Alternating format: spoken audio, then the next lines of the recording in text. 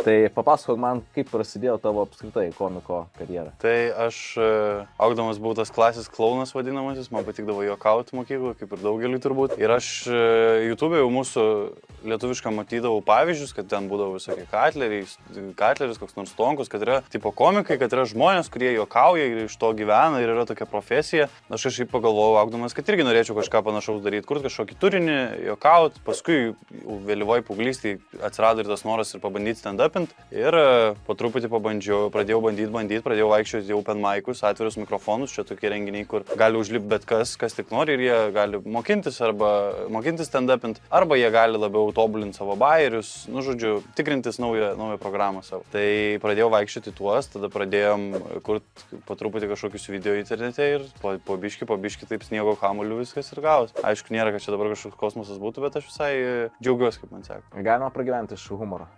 Puikiai, laisvai manau.